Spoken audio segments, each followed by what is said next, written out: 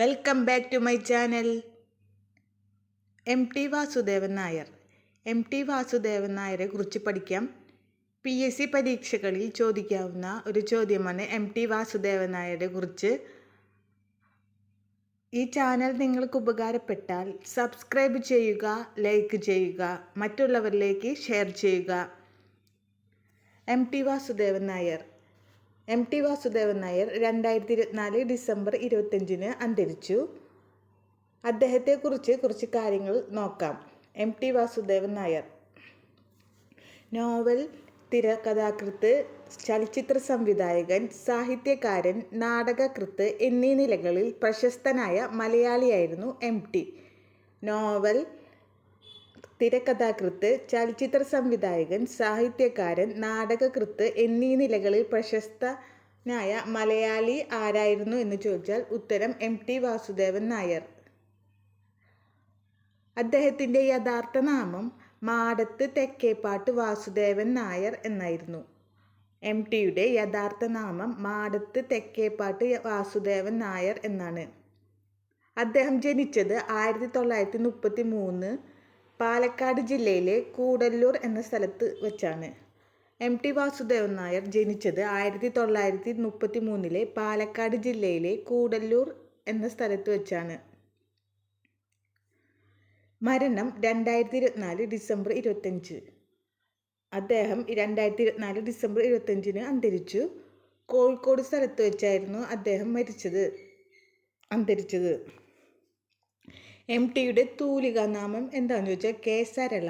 K Sarala എന്ന് പറയുന്നത് M ടിയുടെ തൂലികാനാമമാണ്. എം ടിയുടെ അപരനാമം Kerala Hemingway. M T Vasudevan നായരുടെ അപരനാമം കേരള ഹെമിംഗ്വേ. നിളയുടെ കഥാകാരൻ എന്നറിയപ്പെടുന്നത് എം ടി വാസുദേവൻ നായരാണ്. നിളയുടെ കഥാകാരൻ എന്നറിയപ്പെടുന്നത് എം ടി വാസുദേവൻ നായർ. അദ്ദേഹത്തിൻ്റെ ആദ്യ ചെറുകഥയാണ് വളർത്തുമൃഗങ്ങൾ. ആദ്യ കഥാസമാഹാരം രക്തം പുരണ്ട മൺതരികൾ. ആദ്യ ചെറുകഥ വളർത്തുമൃഗങ്ങൾ. ആദ്യ കഥാസമാഹാരം രക്തം പുരണ്ട മൺതരികൾ. എം ടി വാസുദേവൻ നായരുടെ ആത്മകഥയുടെ പേരാണ് ആൾക്കൂട്ടത്തിൽ തനിയെ മനുഷ്യർ നിഴലുകൾ. എം ടി വാസുദേവൻ നായരുടെ ആത്മകഥ ആൾക്കൂട്ടത്തിൽ തനിയെ മനുഷ്യർ നിഴലുകൾ.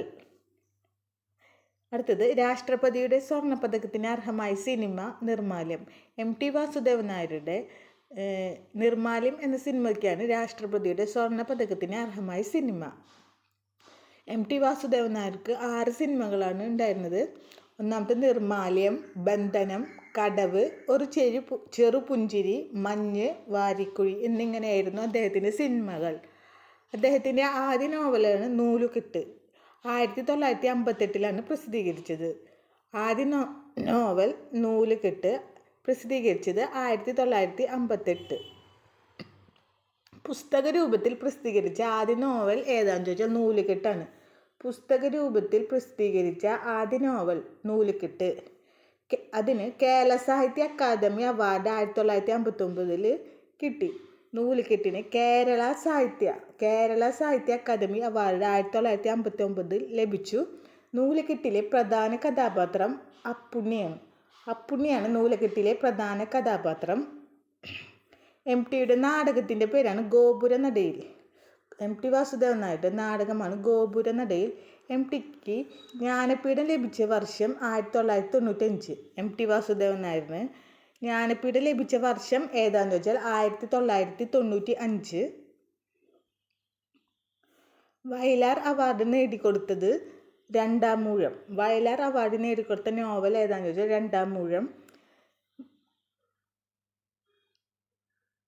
രണ്ടാമൂഴത്തിൻ്റെ കേന്ദ്ര കഥാപാത്രമാണ് ഭീമൻ.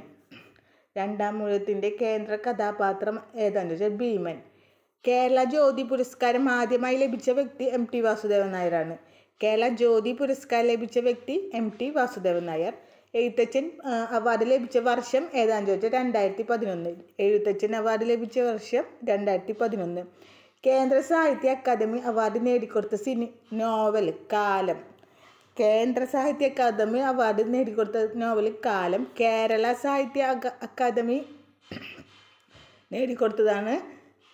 നേടിക്കൊടുത്ത സമാഹാരമാണ് നൂലുകെട്ട് എന്ന നോവലിനാണ്. കേന്ദ്ര സാഹിത്യ അക്കാദമി അവാർഡ് നേടിക്കൊടുത്ത നോവൽ കാലം. MT വാസുദേവന് ഓടക്കുഴൽ ലഭിച്ച കൃതി ഏതാണെന്ന് ചോദിച്ചാൽ വാനപ്രസ്ഥം. MT വാസുദേവൻ നായർക്ക് ഓടക്കുഴൽ ലഭിച്ച കൃതി വാനപ്രസ്ഥം.